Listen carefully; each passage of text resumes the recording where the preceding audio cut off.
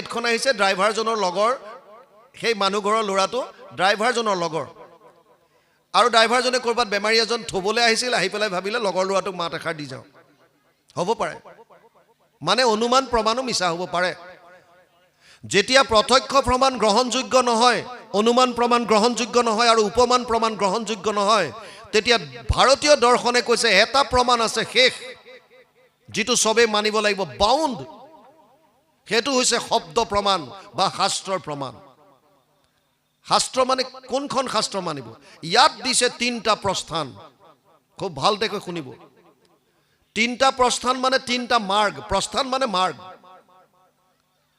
প্ৰথম কৈছে শ্ৰুতি প্ৰস্থান শ্ৰুতি বেদক কয় বেদৰ সাৰমৰ্মখিনি তাৰ শেষৰ পাৰ্টটোত আছে বেদ 4খন ঋগ সাম যজুৰ অথৰ্বৈক্য চতুৰ্বেদ ঊৰ্ধ্বতে ভাৰত পুৰাণম চ পঞ্চম বেদ উচ্যতে 1:4:20 ভাগৱত প্ৰথম স্কন্ধ 4ৰ্থ অধ্যায় 20 নম্বৰ শ্লোক ভাগৱত ঋগ বেদ সাম বেদ যজুৰ বেদ অথৰ্ব বেদ 4খন বেদ আছে যদিও পুৰাণ আৰু মহাভাৰতক পঞ্চম বেদ বুলি ব্যাসদেৱে ঘোষণা কৰিছে আৰু সেই ফালৰ পৰা পুৰাণৰ সূৰ্য হৈছে ভাগৱত গতিকে ভাগৱত পঞ্চম বেদ বেদৰ 4টা ভাগ আছে এটা ভাগত মন্ত্ৰবিলাক আছে যিবিলাক যাগ যজ্ঞ পূজা পাতলত মন্ত্ৰ উচ্চাৰণ কৰে সেই পাৰ্টটোক সংহিতা বুলি কয়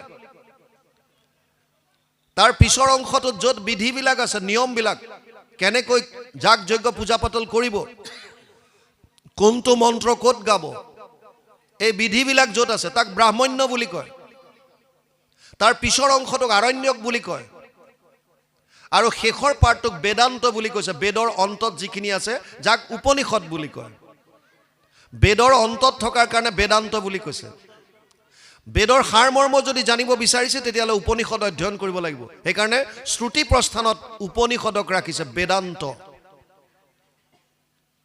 108খন উপনিষদ আছে অজস্ৰ আছে তাৰ ভিতৰত 108খন তাৰ ভিতৰত 11খন প্ৰমুখ দ্বিতীয়ত আহিছে স্মৃতি প্ৰস্থান বেদৰ মন্ত্ৰবিলাক সকলোৰে বোধগম্য নহয় সবে বুজি নাপায়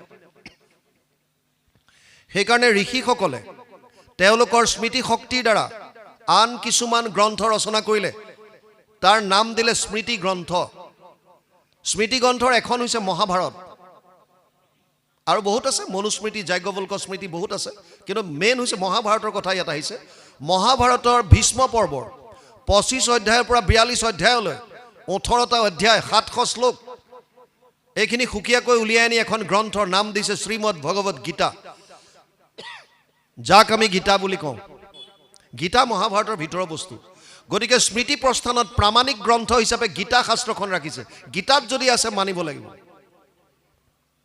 তৃতীয় হৈছে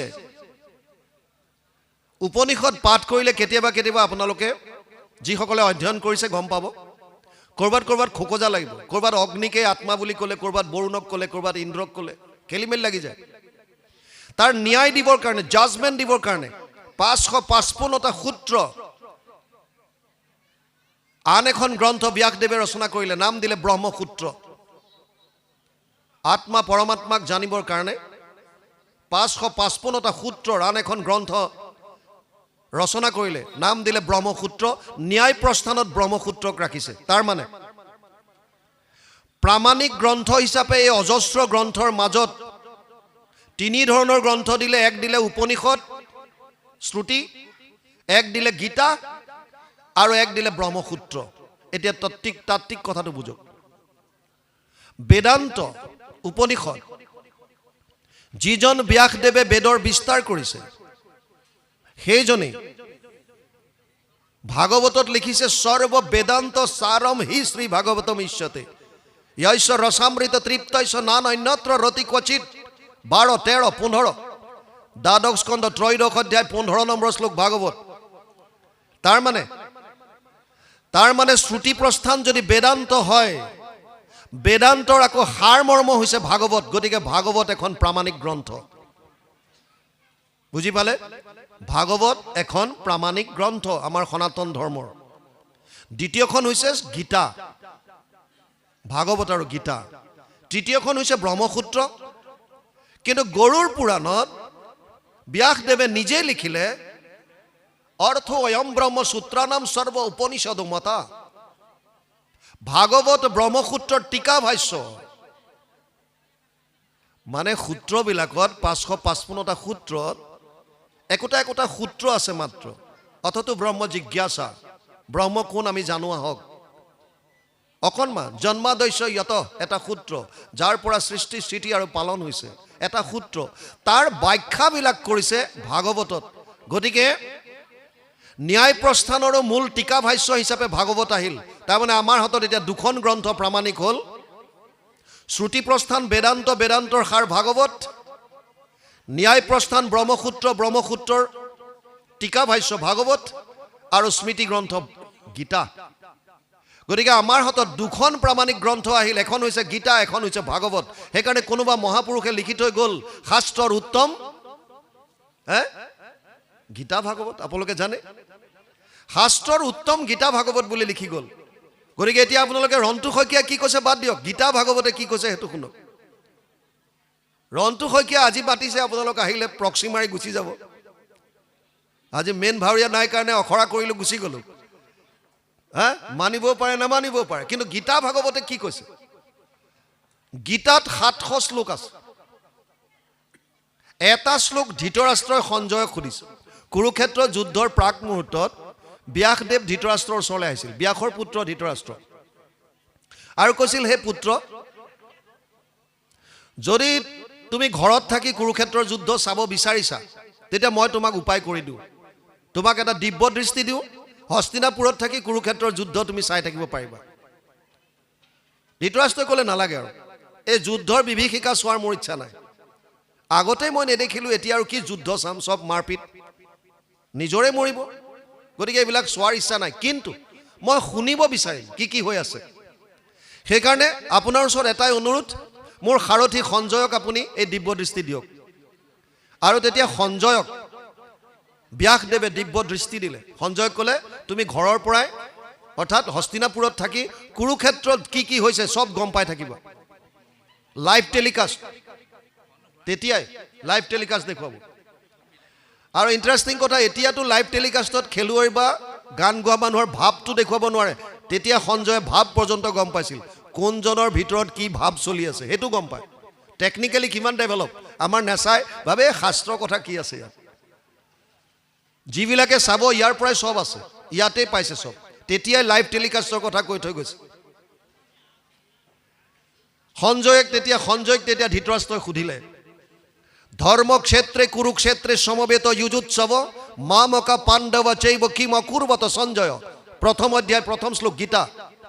হে সঞ্জয়, ধৰ্মক্ষেত্ৰ কুৰুক্ষেত্ৰত মোৰ আৰু এই পাণ্ডুপুত্ৰৰ সৈন্যবিলাকে কি কৰিছিল মোক কোৱা। তাৰ উত্তৰত 40টা শ্লোকত সঞ্জয়ে কুৰুক্ষেত্ৰ যুদ্ধৰ বৰ্ণনা দিছে।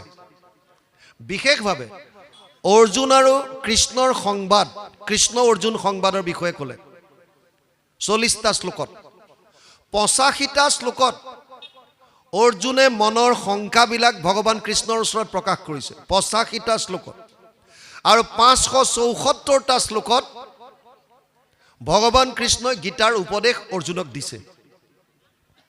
প্ৰথমতে বিভিন্ন অৰ্জুনৰ মনৰ শংকা নিৰাকৰণ কৰি গৈ আছে, যি যি সুধিছে তাকে কৈছে। কিন্তু গীতাৰ সাৰটো শেষত কৈছে, সৰ্বগুহ্য তমম ভূয় শৃণুমে পৰমম বচ ইস্তসীমে দৃঢ়মিতি তত বক্সামি তে হিতম। 18 অধ্যায় 64 নম্বৰ শ্লোক গীতা। হে অৰ্জুন, তোক মই এতিয়া গোপনীয়ৰ পৰা গোপনীয় কথা কওঁ, শুন। গীতাৰ সাৰ শুনক, বাকী শুনি কি কৰিম। সাৰ কি ক'লে, তোক মই গোপনীয়ৰ পৰা গোপনীয় কথা ক'ম এতিয়া, ইয়াৰ পিছত আৰু একো নাই। কি ক'লে, মন মনা ভৱ মদ ভক্তা মদ্যাজি মাম নমস্কুৰু মামে বৈশ্যসী সত্যম তে প্ৰতিজানে প্ৰিয়সীমে। 18 অধ্যায় 65 নম্বৰ শ্লোক গীতা। মোতে মাত্ৰ সদা দিয়া মন, মোৰ ভক্ত হোৱা সৰ্বক্ষণ, মোকে পূজা মাত্ৰ মোকে কৰা নমস্কাৰ। কহিলো তোমাতো সত্যবাণী পাইবা সুখে মোক মহামানী, তুমি প্ৰিয়তম সুহৃদ সখী আমাৰ। অৰ্জুনক ক'লে, তোৰ মনটো মোক দে, খালি মনটো মোক দে, মোৰ ভক্ত হ। আৰু শেষত ঘোষণা দিলে, সৰ্বধৰ্মান পৰিত্যাজ্য মাম একম শৰণম ব্ৰজ অহম ত্ব সৰ্ব পাপেভ্যো মোক্ষয়িষ্যামি মা শুচ। অষ্টাদশ অধ্যায় ৬৬ নম্বৰ শ্লোক গীতা সৰ্বধৰ্ম এৰি এক শৰণ সাক্ষাৎ সুদৃঢ় বিশ্বাসে সখী লৈক আমাত